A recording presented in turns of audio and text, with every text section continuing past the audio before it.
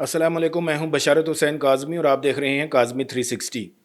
अगर आप दुनिया के सबसे बड़े ऑयल टैंकर के कप्तान हैं और आपके सामने वसी समंदर फैला हुआ है, लेकिन इसकी तह में क्या है, वहाँ एक खामोश कातिल मौजूद है जिसे हम उर्दू में बारूदी सुरंग कहते हैं और अंग्रेज़ी में नेवल माइन। तो आप क्या करेंगे?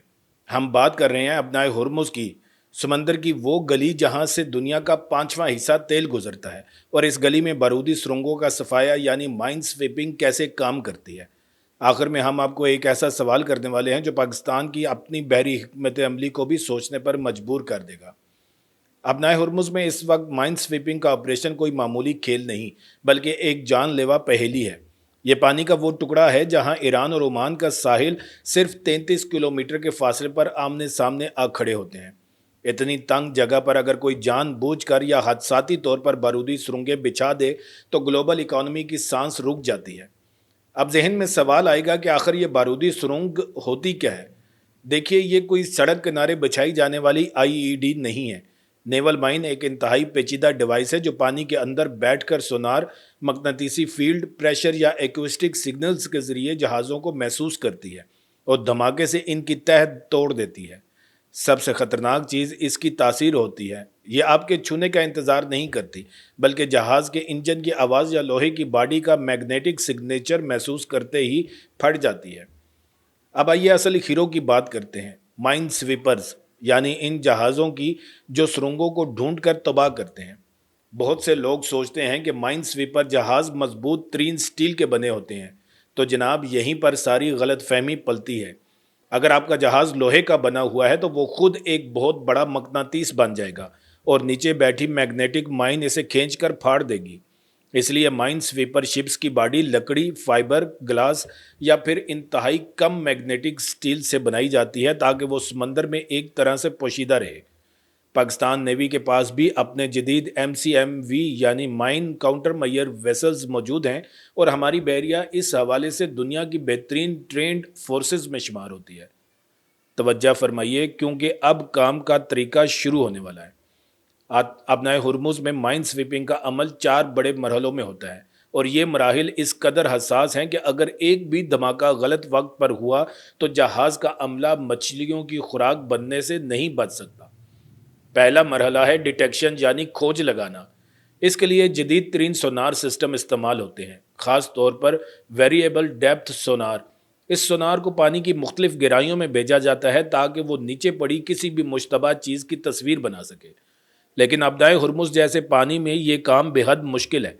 वहाँ पानी का दर्जा हरारत, नमकियात की मकदार और गहराई इतनी तेज़ी से बदलती है कि सोनार की शुआएं मुड़ जाती हैं, जैसे सहरा में शराब नज़र आता है। इसके अलावा वहाँ बेशुमार डूबे हुए जहाज़ों के मलबे और कंटेनर्स मौजूद हैं जो सोनार को कंफ्यूज कर देते हैं। तो सोनार ऑपरेटर को ये देखना पड़ता है कि ये पत्थर है, डूबा हुआ ट्रक है या फिर एक केकड़े जैसी नज़र आने वाली वो ख़तरनाक माइन जिसके एंटीने लहरों के साथ झूम रहे हैं। दूसरा मरहला है क्लासिफिकेशन यानी दर्जा बंदी। जब सोनार कोई चीज़ देख लेता है तो पानी के अंदर ड्रोन भेजे जाते हैं जिन्हें ऑटोनोमस अंडर वाटर व्हीकल्स यानी मुख्तसरन AUV कहते हैं। ये बगैर किसी तार के पानी के अंदर जाते हैं, मुश्तबा चीज़ के गिर्द चक्कर लगाते हैं और हाई डेफिनेशन वीडियो बनाकर भेजते हैं। इसी तरह रिमोट ऑपरेटेड व्हीकल्स यानी ROV हैं जो एक तार के जरिए मदरशिप से जुड़े रहते हैं। इनकी आंखों से ऑपरेटर ये देखता है कि माइन किस किस्म की है। अगर वो कॉन्टैक्ट माइन है जिसमें से मूछें यानी हार निकले हुए हों तो ये ख़तरनाक है, क्योंकि ज़रा सा टकराव पूरे धमाके का सबब बन सकता है। अगर ये पंखे की शक्ल जैसी जदीद माइन है तो समझ जाएं कि दुश्मन ने संजीदा तैयारी कर रखी है। तीसरा और सबसे सनसनीखेज मरहला है न्यूट्रलाइजेशन यानी इसे बेअसर करना।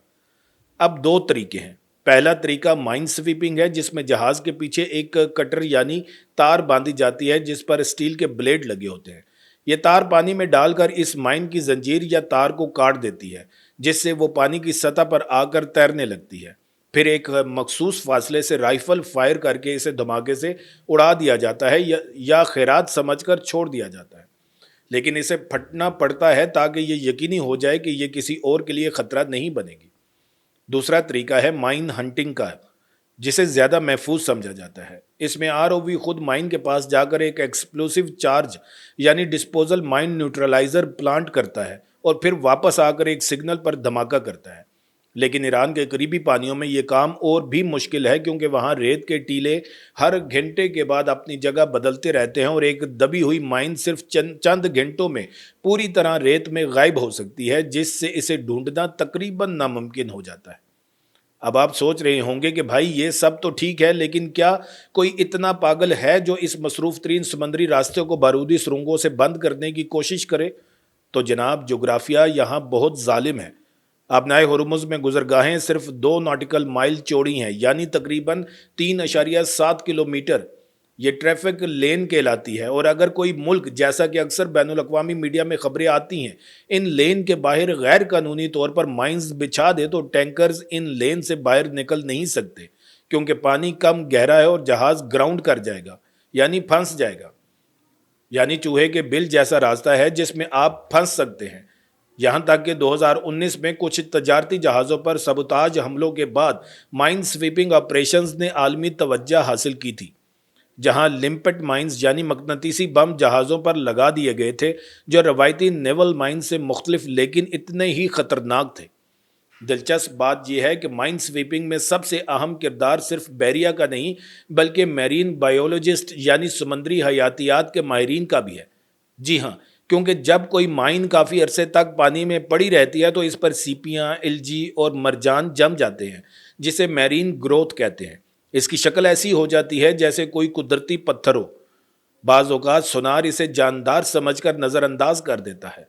माइन जितनी पुरानी होती जाएगी उतनी ही ज़्यादा माहौल का हिस्सा बन जाती है, लेकिन इसके अंदर मौजूद 500 किलोग्राम से ज़्यादा TNT का धमाका खेज मवाद पहले दिन जितना ही ख़तरनाक रहता है।